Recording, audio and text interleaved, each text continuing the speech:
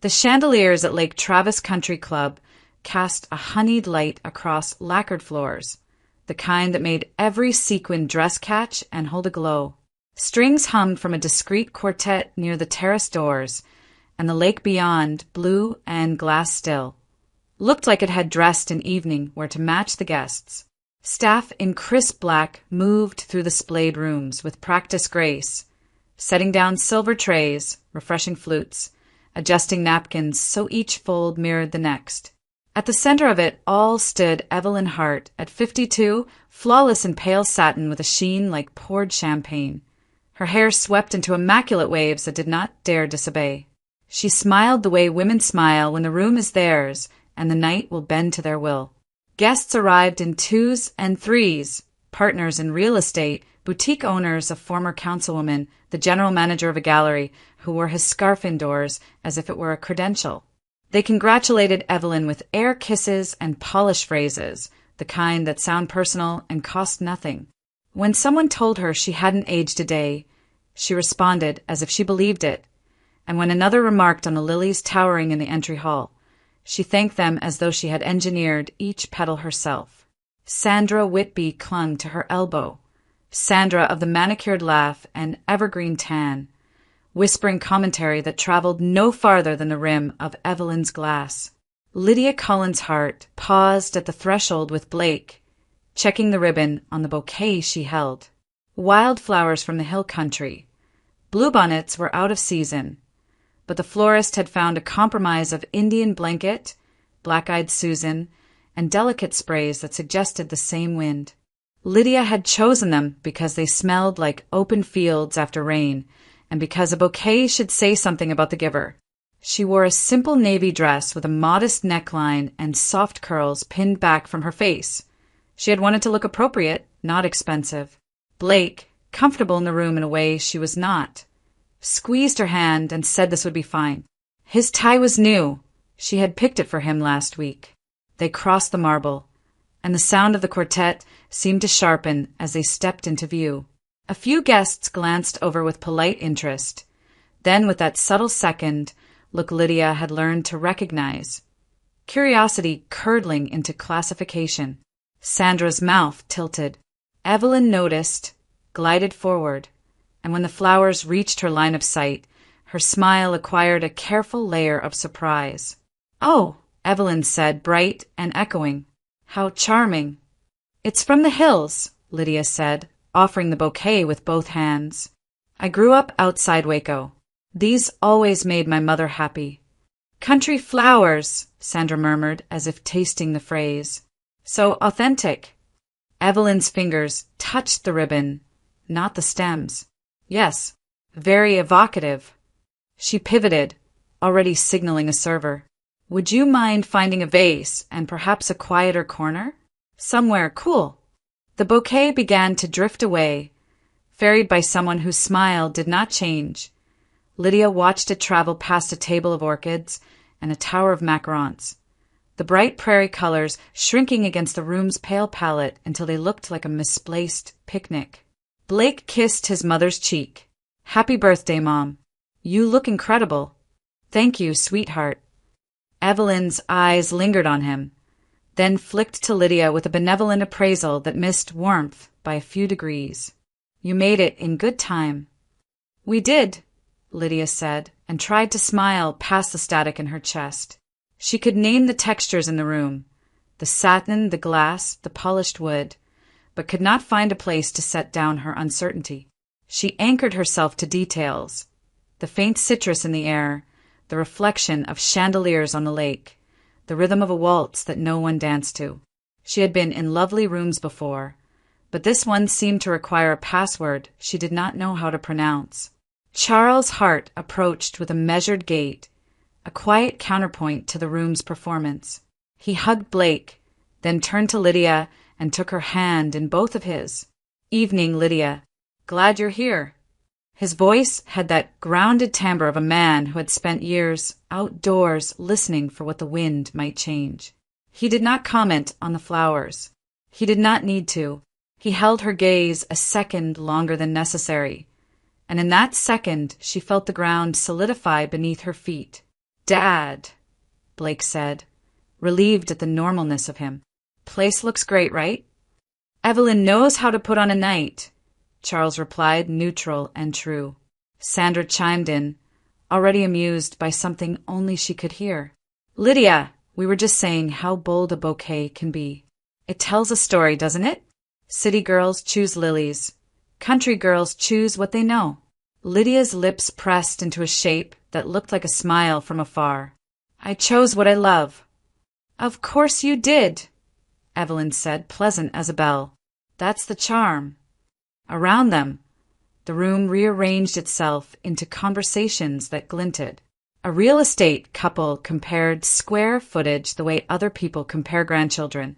The councilwoman described a fundraiser as if it were a military campaign. Laughter rose and fell like well-timed surf. A photographer, stealthy in black, captured Evelyn beneath the chandelier, Sandra at her shoulder, Blake mid-laugh, Lydia at the edge of the frame where the lake's reflection began. A server offered a tray. Lydia took a flute and held it like a prop. The bubbles gathered and rose, insistent as a thought she could not swallow. Evelyn led them to a circle of guests and began the introductions. She said names that mattered in Austin, attached them to bios smoothed by practice. When she reached Lydia, she paused the way a docent pauses before a painting you're not supposed to touch. And this is Lydia, Evelyn said. Blake's wife. There was a beat of polite interest. Lydia dipped her chin, found Charles again over his shoulder. He gave the smallest nod. Steady, steady. Evelyn's smile widened just one more notch, and her tone acquired that bright hint of condescension a trained ear can hear. She teaches elementary school. From Waco originally. Very grounded. Quite the contrast to the city, but sweet in its way. Grounded, Sandra repeated, tasting it the way she had tasted country flowers. How wholesome. A few soft laughs fluttered around the circle, the kind that do not mean anything until they do. Lydia felt them brush her skin like a draft.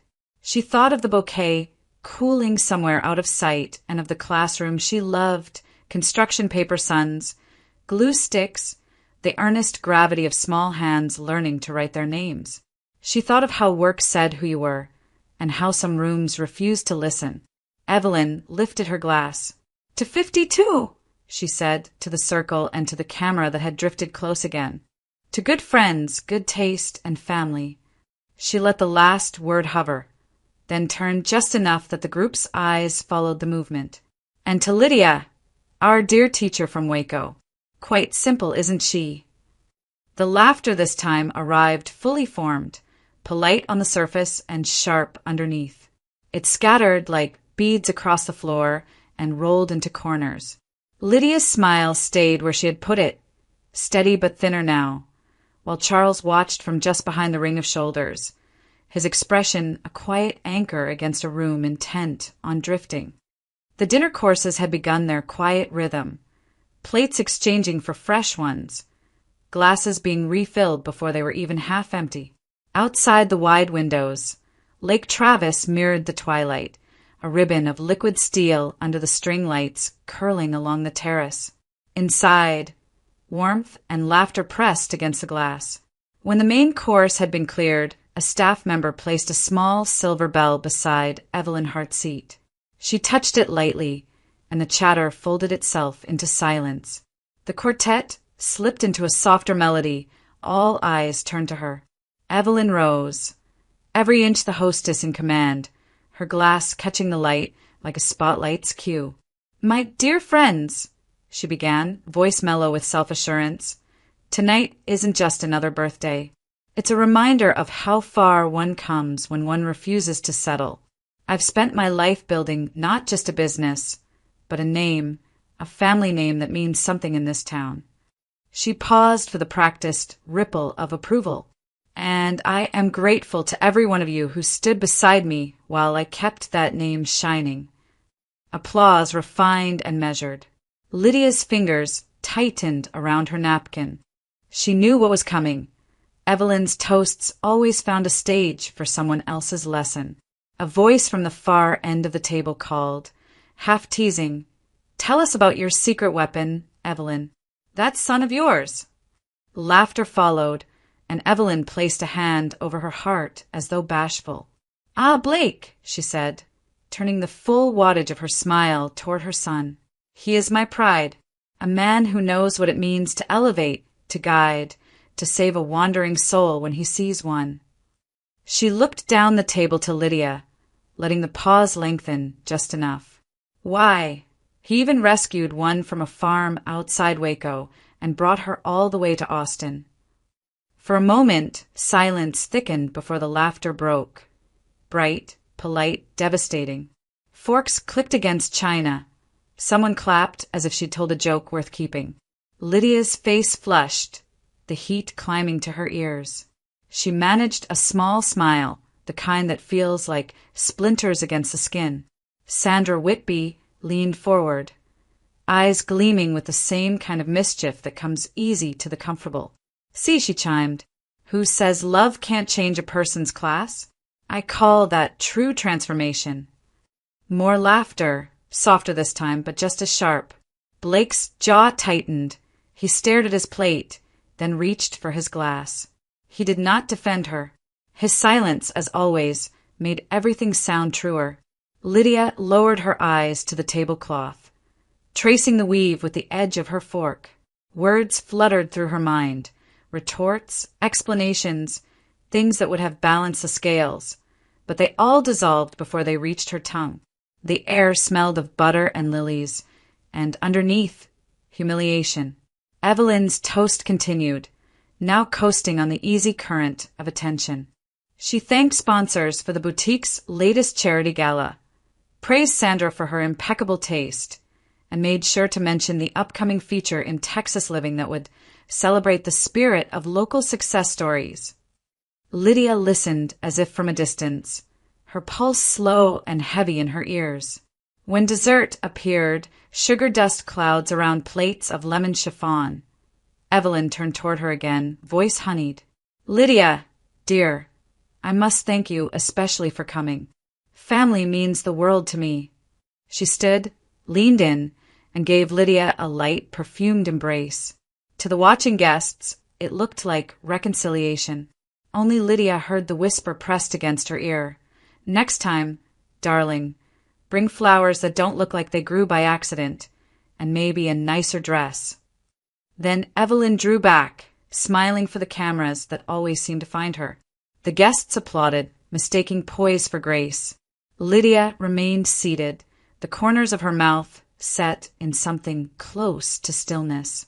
Charles Hart, from across the table, watched quietly, his expression unreadable. A moment later, the lights dimmed for the cake presentation.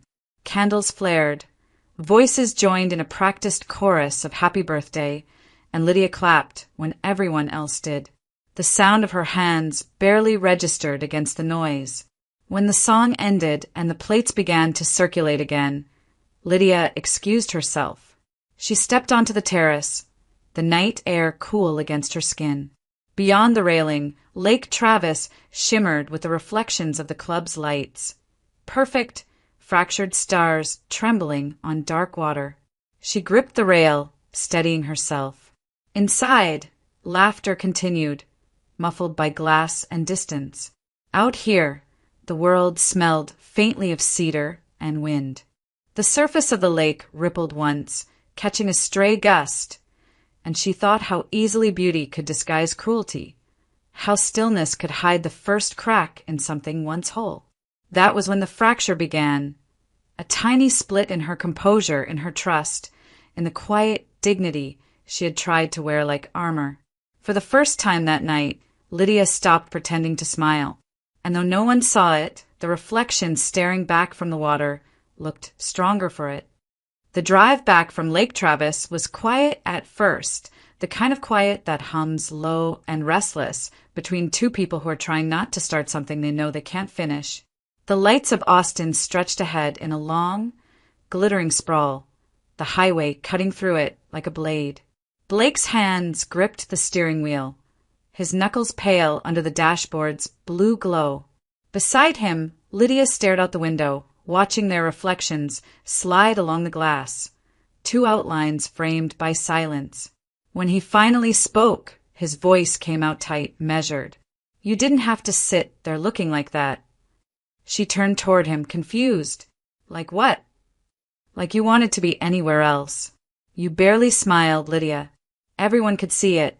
Mom worked hard for tonight. And you just," he exhaled sharply. "You made her uncomfortable." Lydia blinked, disbelief knotting in her chest. "I made her uncomfortable? Blake! She humiliated me in front of 30 people. His jaw tightened. She was joking.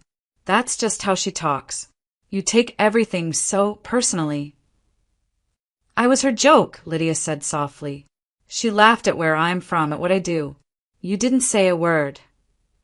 He glanced at her, eyes flicking back to the road. "I didn't want to make it worse. If I'd said anything, she'd have felt attacked." "Attacked?" Lydia repeated, the word breaking apart on her tongue. "You mean defended. You didn't want to defend me."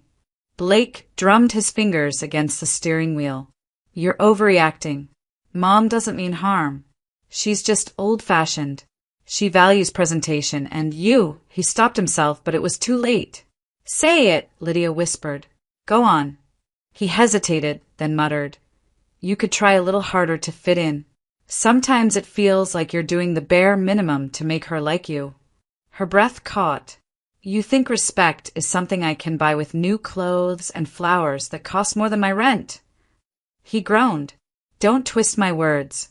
I just mean she's trying. You could meet her halfway." Lydia laughed under her breath. But it wasn't humor, it was exhaustion. "Halfway? I've been running toward her since the day we met, Blake. And every time I get close, she moves the line farther." They stopped at a red light. The hum of the car filled the space between them.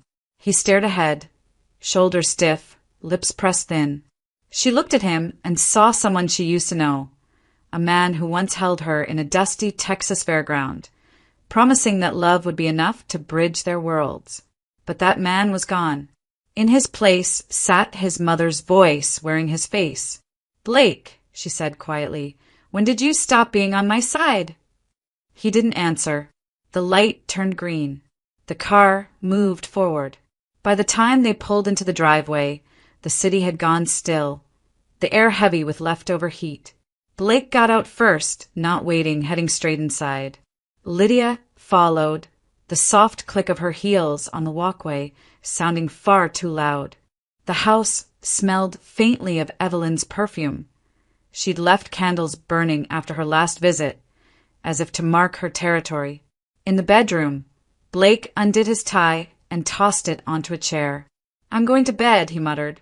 Lydia stood by the window, her reflection faint in the dark glass. "Good night," she said, though she knew neither of them meant it. When the light clicked off, the room filled with the hum of the ceiling fan and the rhythm of distance. Blake's breathing steadied into sleep faster than she thought possible. Lydia lay awake, staring at the ceiling, every word from the night replaying in her mind, each one a bruise that refused to fade. She thought of the first time she'd visited Evelyn's house years ago. The older woman had guided her through the spotless kitchen, admiring the china Lydia had helped unpack. Evelyn had smiled then, a slow, practiced smile, and said, "You have lovely hands, dear. Perfect for cooking." A woman should always be good at what she was born to do. Lydia had laughed politely, not realizing that it was less a compliment than a prophecy. Now, in the stillness of 2 a.m., she looked at those same hands, resting on the sheet, pale in the streetlight glow, and felt something shift. The ache inside her was no longer just pain. It was clarity, sharp and clean. She turned toward the window. The street outside shimmered under a row of lamps, each one reflected in her eyes like a promise. Somewhere in the city, Evelyn Hart was likely sleeping soundly, certain she had won the night. But Lydia knew better. Tonight had been the last time she would let anyone make her feel small. Morning light spilled across the Hart residence like liquid gold, sliding over marble counters and mirrored surfaces that reflected perfection back at itself. Evelyn was already dressed, cream blouse, tailored trousers, a silk scarf knotted just so. The faint scent of her perfume, expensive and citrusy, followed her as she moved through the house with purpose. Charles sat at the breakfast table, reading the Austin Chronicle, a mug of coffee cooling by his elbow. Evelyn's heels clicked softly on the tile as she checked her reflection one last time in the window glass. "Charles," she said, fastening her gold bracelet, "I'll be heading to the bank this morning. I need to transfer the funds for our France trip." He looked up from the paper, his tone mild. "Again already? I thought you handled that yesterday." "This is the final payment for the villa in Provence," she replied, slipping her purse over her arm.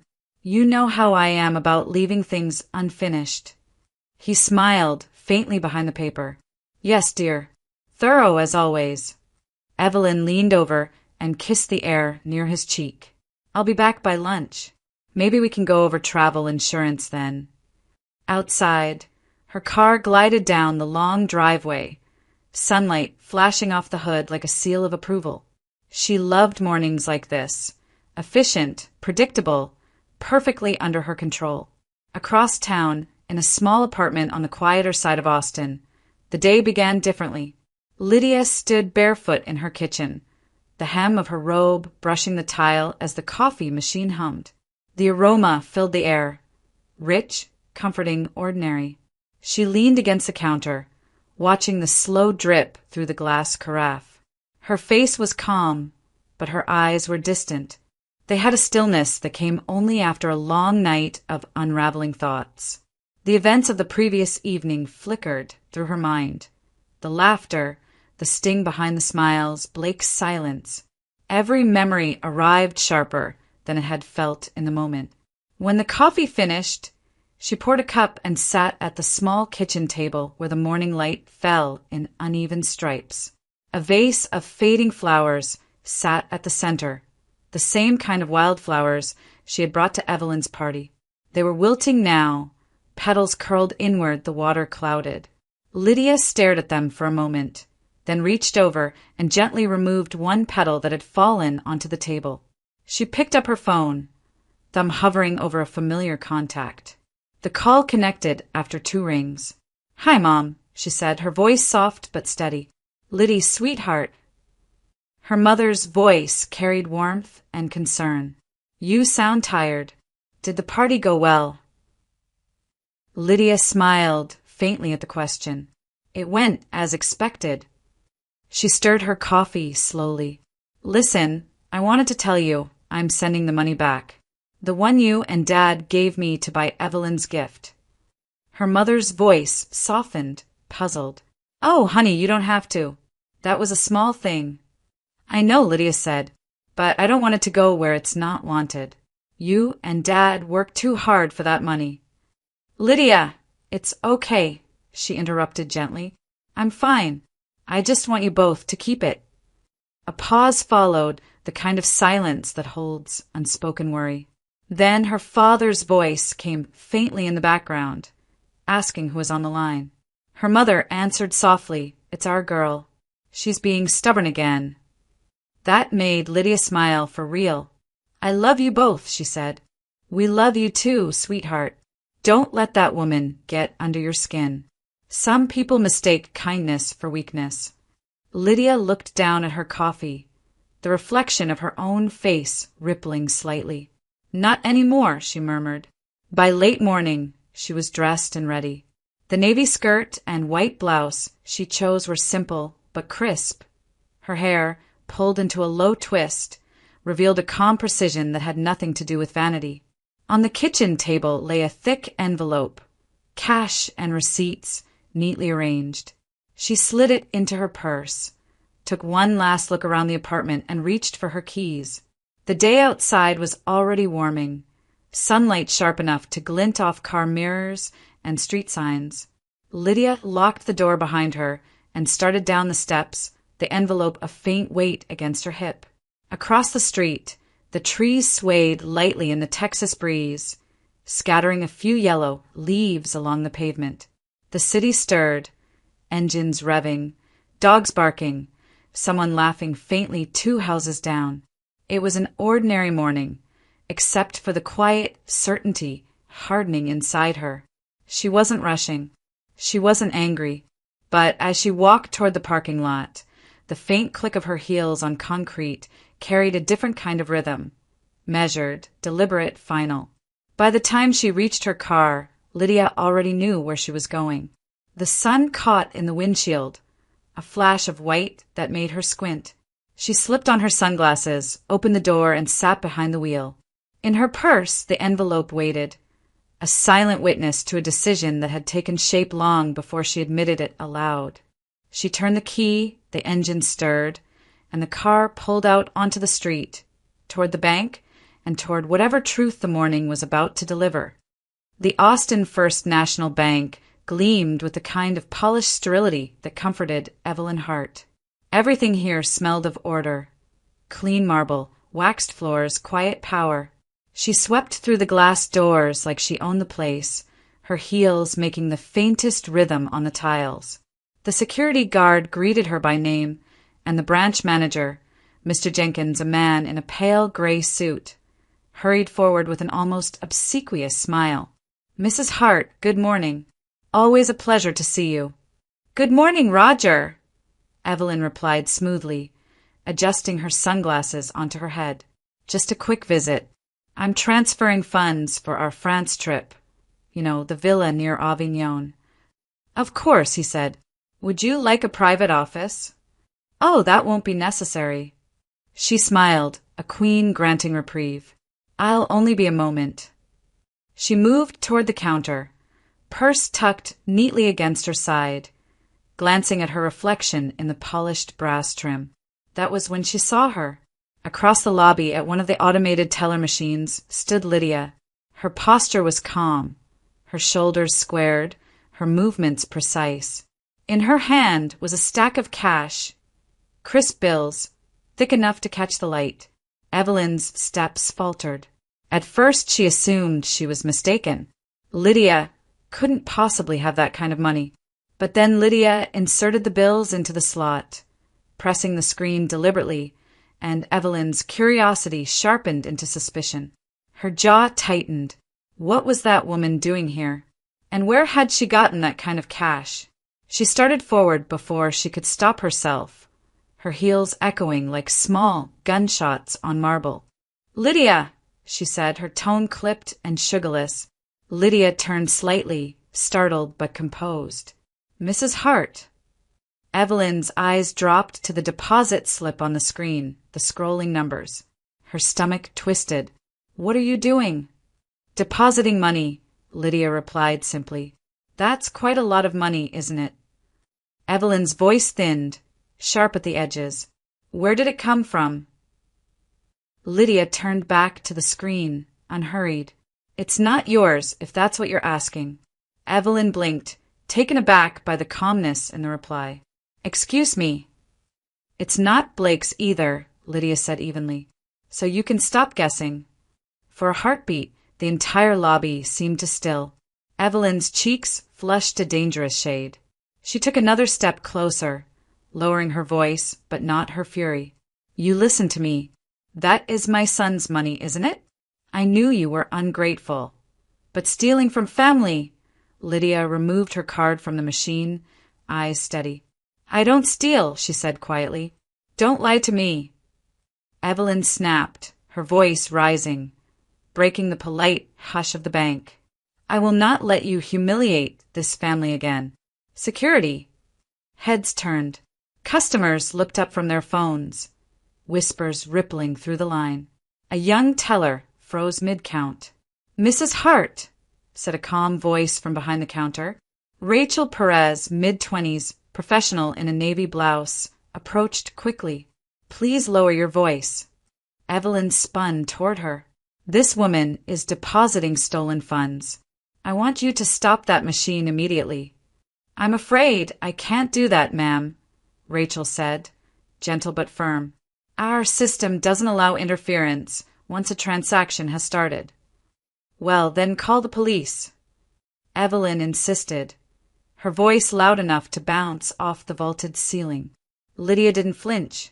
The machine beeped softly, confirming the completed transaction.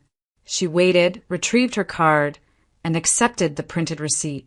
Then, with quiet precision, she turned, stepped to the counter, and placed the slip gently in front of Evelyn. There, she said. Proof of what I did. It's an account under my name. Rachel looked between them, uncertain. Evelyn, red-faced, snatched the slip, but couldn't form words. Lydia's composure unnerved her. It was infuriatingly unshakable. You're unbelievable, Evelyn hissed. You think acting calm makes you innocent. No, Lydia said. I think telling the truth does. She slid the receipt back toward herself, folded it, and tucked it into her purse. Then, after a pause, she met Evelyn's gaze with something that wasn't anger, it was pity. Not everything you don't understand is a crime. For a moment, no one moved. Then Lydia turned and started toward the exit, her heels soft against the tile.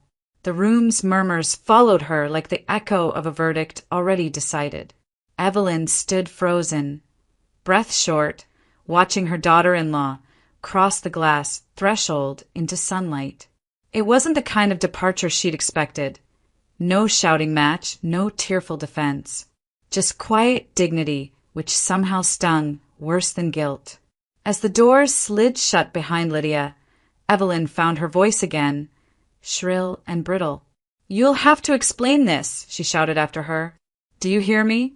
You'll explain it. Outside, Lydia didn't turn back. She walked into the bright Texas morning, her figure reflected for a second in the glass before disappearing completely, leaving Evelyn Hart standing alone, surrounded by the faint hum of her own fury. The cafe on West 6th Street buzzed with the gentle hum of lunchtime conversation. Sunlight poured through the wide windows, painting golden squares across polished tabletops and the soft leather booths. Lydia sat by the window, her cappuccino steaming beside a half-eaten croissant. From her seat, she could see the slow rhythm of downtown Austin, pedestrians drifting past, cars sliding by, a world that seemed oddly calm compared to the storm still echoing inside her. She stirred her coffee without drinking it. The foam had collapsed, leaving faint traces of a heart that had lost its shape. In front of her, a small notebook lay open, but the page remained blank. She wasn't writing. She was just thinking, replaying the moment in the bank, the look on Evelyn's face, the quiet satisfaction of not breaking. The door opened behind her, and the cafe's easy murmur shifted. Lydia didn't need to look up. She felt it. The cold perfume, the purposeful footsteps, the sharp change in air pressure that followed Evelyn Hart wherever she went. Evelyn stopped at her table, voice already carrying that mix of outrage and disbelief. So this is where you ran off to. Lydia looked up, her face calm, her hands folded neatly on the table. Mrs. Hart. You made a scene, Evelyn hissed. In public. Do you have any idea how humiliating that was? The manager called me afterward. People were watching, whispering. You've embarrassed this family. Lydia tilted her head slightly. The family or you? Evelyn blinked, stunned that the tone was not defensive but gentle, almost curious. Don't play coy with me. What you did was deliberate. Depositing money like that, acting superior, smirking while I tried to help you. I didn't smirk, Lydia interrupted softly. I finished my transaction. You humiliated me. Evelyn snapped, voice rising. Do you understand what that means? You insulted the Hart name, the one thing my husband and I built with decades of work. You should be ashamed. Lydia looked down at her cup, swirling the last of the foam with the spoon. I'm not ashamed. Evelyn leaned forward, lowering her voice to a fierce whisper. You should be. You come from nowhere, and you behave as though you've earned the right to look me in the eye. I gave you a place in this family, and you repay me with disrespect. Lydia finally looked up. Her eyes were clear and still, the kind that made Evelyn falter for a moment. "The money," Lydia said, "was from my parents. They sent it to me so I could give you something meaningful for your birthday." Evelyn's expression flickered, confusion crossing fury. "Your parents?" "Yes." Lydia's tone remained soft, but each word landed with precision. "They saved for months. It wasn't much, but it was from their hearts. They wanted you to have something that came from gratitude, not obligation." Evelyn's lips parted, but no sound came. Lydia continued, unflinching. "After last night, I realized you don't deserve it. You mocked where I came from, the very people who taught me generosity. I won't use their money to buy approval from someone who sees kindness as weakness." The cafe had gone quiet. Even the espresso machine seemed to hesitate. Evelyn straightened, her anger giving way to disbelief. "You think you can talk to me like that?" Lydia placed her spoon gently on the saucer, her hand steady. "If you're afraid of dirt from the countryside, Mrs. Hart, then perhaps it's best not to let your hands touch the money of those who live there." The silence that followed was total. A few customers pretended to check their phones, but no one missed a word. Evelyn's face drained of color, the fury behind her eyes searching for a target that wouldn't make her look smaller. Lydia didn't give her one. She reached into her purse, pulled out a few bills, and placed them neatly beside the empty cup. "For the coffee," she said quietly.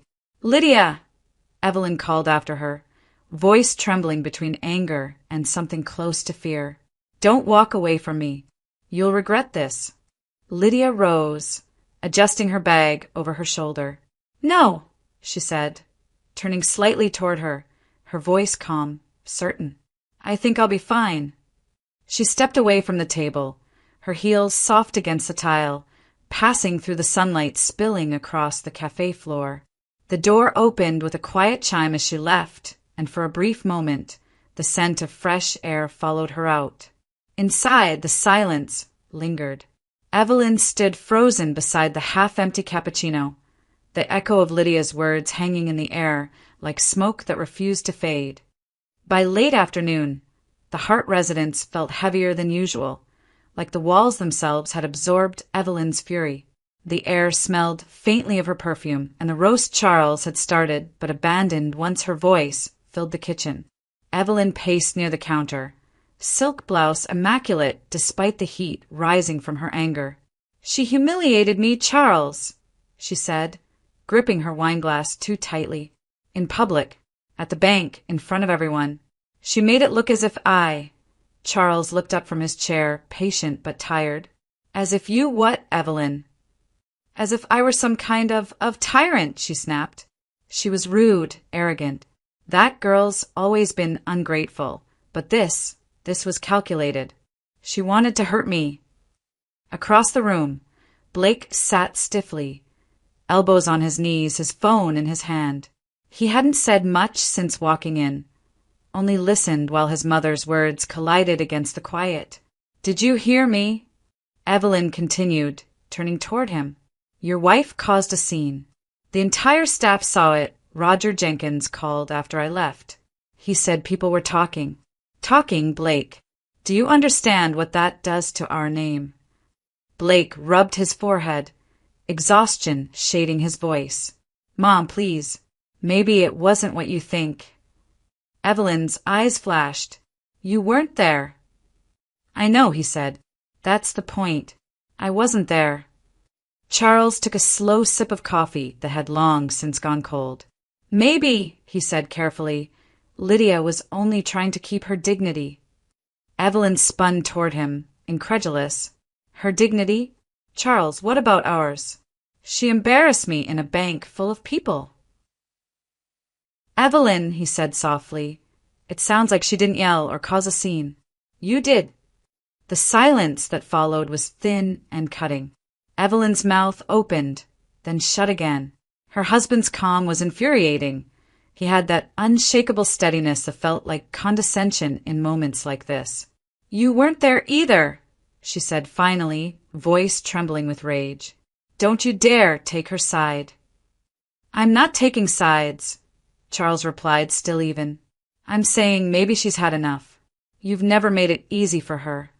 That girl doesn't appreciate what she's been given. Evelyn shouted, her composure unraveling.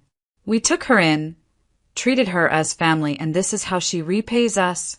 By throwing our generosity back in my face? That kind of pride destroys people. It makes them blind to gratitude.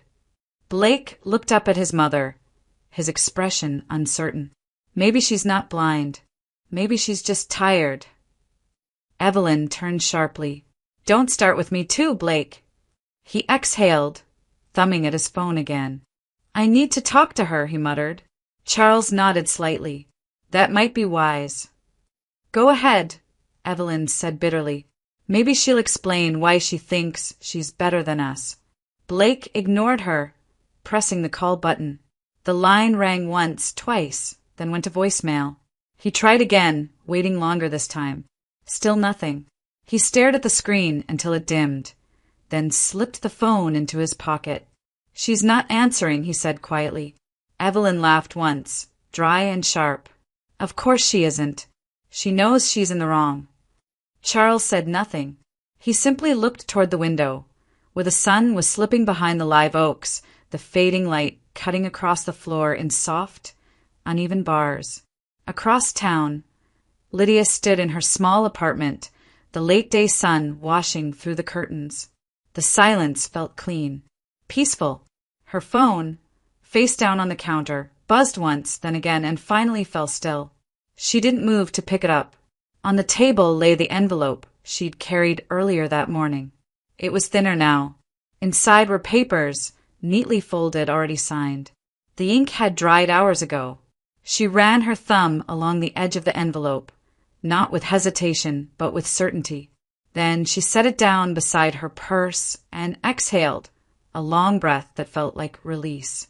The apartment filled with the low hum of the city beyond her walls, and Lydia looked toward the door, steady, resolute. The decision was no longer a question in her mind. When she turned off the lights, the room went dim except for the glow from the street outside. In that glow, the envelope caught the faintest shimmer.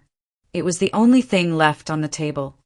2 days later, the apartment was quieter than it had ever been. The air felt lighter, emptied of tension, filled instead with the soft rustle of cardboard boxes and the low hum of a morning radio. Lydia moved slowly, deliberately. She folded her clothes with precision, stacked her books in small, manageable piles, and labeled each box in neat handwriting. Kitchen, books, linens. Every motion had a rhythm, a calm she hadn't felt in months. The sunlight through the blinds cut narrow stripes across the room, illuminating the small details that had once defined her life with Blake. The framed wedding photo now face down on the counter, the mug with both their initials, the tie he had left draped over the back of a chair.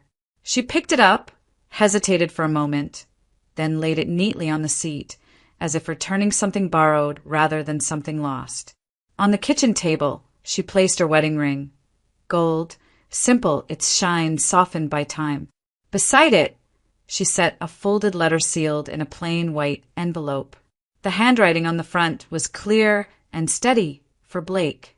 She sat for a moment before leaving it there, reading the words in her head one last time. I'm not leaving because I hate you. I'm leaving because I can't keep living in a place where I have to bow my head to stay loved. I tried to fit into your world until I forgot how to stand in my own. Please don't blame yourself for my decision. Just know that I finally remembered who I am. She traced the edge of the paper with her fingertips. Then she stood, slipped on her jacket, and looked around the apartment. Nothing more needed to be taken. Nothing else was hers anymore. Before walking out, she opened her banking app on her phone. The first transfer went to her parents, every dollar they had sent for Evelyn's gift, plus a note in the memo line. You were right. Keep it for something that makes you happy. The second transfer, smaller, went to her own savings, what little she had managed to protect. It wasn't much, but it was enough to begin again. Lydia took one last look at the table, the ring, the letter, the empty coffee mug she'd leave behind. Goodbye, she whispered, Not to the walls, not to Blake, but to the version of herself who had once believed that silence was the price of peace.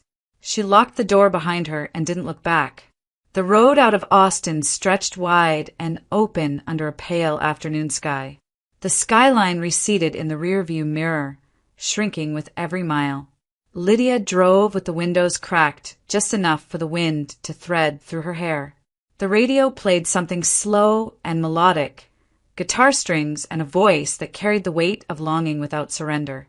Traffic thinned as she left the city. Suburbs gave way to pastures, the gray concrete shifting into rolling greens and golds. She could smell the earth, the faint sweetness of wild grass. For the first time in years, the air felt unfiltered real. She didn't think about Evelyn, not about the cafe or the humiliation or the fight that had followed. Those moments belonged to another life now, one she had quietly stepped out of. Instead, she thought of her classroom, of the children who called her Mrs. Hart with trust she hadn't earned but never betrayed. She wondered if she'd find another school, another place that would let her start over without apology. At one point, she slowed as the road curved toward the countryside near Waco, the same direction her parents lived, the same land where she'd once picked flowers on summer mornings. The sight made her chest ache and soften at the same time. A few miles later, she spotted it, a stretch of meadow just off the highway, splashed with color, yellow, crimson, violet, wildflowers swaying gently in the breeze. The same kind she had carried to Evelyn's party. Lydia pulled over to the shoulder and cut the engine. For a moment, there was only silence, the hum of insects, the sigh of wind moving through tall grass. She stepped out, her shoes sinking slightly into the warm soil. The scent of sunlit flowers surrounded her, earthy and sweet. She walked to the edge of the field, crouched, and touched one of the blooms. Black-eyed Susan, golden and stubborn. It was rougher than she remembered, but alive in a way no store-bought arrangement could ever be. Lydia closed her eyes and smiled. The sound of the city was far behind her now, replaced by the quiet pulse of her own heartbeat. The wind picked up, carrying the faint rustle of petals across the road, scattering color where the pavement ended. She stood there a while longer, letting the air wash over her, before returning to the car. As she started the engine, she caught one last glimpse of the flowers through the mirror, bright, defiant, unbroken. They looked exactly like the bouquet she had brought to the party, the same ones that had been dismissed as too country. Only now, they didn't look small anymore. They looked free. A month later, the house on the hill above Lake Travis felt larger than ever, its rooms echoing with the kind of quiet that money couldn't disguise. The curtains stayed drawn most days now. Evelyn still woke early, still dressed with precision, still made her coffee the way she always had. But the ritual no longer had an audience. On the dining table lay a stack of mail she hadn't opened, boutique invoices, a charity gala invitation, and one envelope that stood out, plain white, addressed in an unfamiliar, careful hand. The return address read, simply, Travis County Court. She tore it open, expecting a mistake. But as her eyes scanned the first line, her breath caught. Petition for dissolution of marriage. Her son's name, her daughter-in-law's name. A signature already written in firm, final ink. Blake, she called out, her voice too sharp for the stillness. He appeared at the edge of the hallway, shoulders slightly hunched, a shadow of the confident man she used to introduce with pride. I know, he said quietly. It came yesterday. You signed it. Her tone hovered between disbelief and accusation. He didn't look at her. Yes. Evelyn pressed a hand to the table to steady herself. You didn't even try, after everything we've done for her. For her? Blake's laugh was soft, bitter. You mean everything you did to her. The words hung in the air like a crack of thunder. Evelyn stared at him, but he didn't flinch. I thought she'd wait, Evelyn murmured. I thought she'd come to her senses. Blake shook his head. She already did. He turned and walked away, leaving her alone with the papers and the sudden, unbearable sound of her own heartbeat. That evening, Charles came home to find her sitting in the same spot. The divorce decree unfolded before her like an accusation. He said nothing at first, just poured himself a cup of coffee and sat across from her. "You heard," she said finally, her voice low. "I did."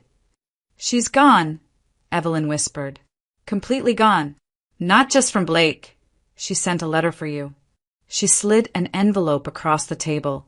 Charles opened it carefully, reading in silence. It was short, handwritten in blue ink. "Mr. Hart, thank you for always seeing me as a person, even when others couldn't.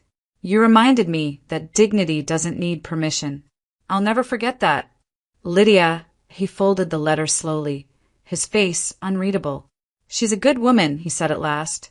Evelyn looked away, her throat tightening. "Good women don't destroy families." "Sometimes," Charles replied gently, "they just refuse to keep pretending one exists." She didn't respond. Outside, the cicadas had begun their evening chorus, the sound rising and falling against the fading light. Blake's footsteps echoed faintly upstairs, pacing. Always pacing, until they faded into silence. In the weeks that followed, Evelyn kept to herself. The boutique ran fine without her visits. The charity board stopped calling. Even Sandra stopped dropping by, sensing that gossip about that little scene at the bank no longer landed as entertainment. One evening, Evelyn walked out onto the patio. The lake shimmered under the sunset, its surface calm and cruelly indifferent. She rested her hands on the railing, looking at her reflection in the glass doors behind her. The woman staring back was immaculate, perfectly painted, perfectly alone. Her mind drifted back to that birthday night. Lydia standing near the lake's edge, her blue dress catching the wind, holding that ridiculous bouquet of wildflowers. Evelyn had laughed then. She'd thought it harmless. Country flowers for a country girl. But now, when she closed her eyes, the memory hurt in a way she couldn't explain. The image of Lydia's quiet dignity, the way she had walked away from humiliation without a single word, had begun to haunt her more than the silence of the house ever could. For the first time, Evelyn wondered what it must have felt like to sit surrounded by laughter meant to wound, to be treated as less than human by people smiling through champagne. The realization settled deep, uncomfortable and heavy. She turned her gaze to the lake, where the water glowed gold beneath the evening sun. Somewhere in the distance, a bird skimmed across the surface, wings barely touching it before disappearing into the trees. Charles stepped outside and joined her without speaking. After a moment, he said, "She'll be all right, you know." Evelyn didn't look at him. "I'm sure she will." Her voice trembled, but didn't break. "I just didn't think she'd be all right without us." Charles's reply was quiet. "Maybe that's the point." They stood there until the last light faded, the lake swallowing the color of the sky. Inside, the house was silent again. The divorce papers lay where Evelyn had left them, beside her empty glass. The last line of Lydia's letter echoed faintly in her mind. Dignity doesn't need permission. She closed her eyes, and for the first time in years, Evelyn Hart didn't feel powerful. She felt small, and somehow in that smallness she understood. Because revenge, she realized, didn't always come with noise or spectacle. Sometimes it came dressed in quiet grace, walking away without a backward glance. Revenge doesn't always shout, the narrator's voice might have said if life were a story. Sometimes it leaves quietly and lets the silence speak for itself.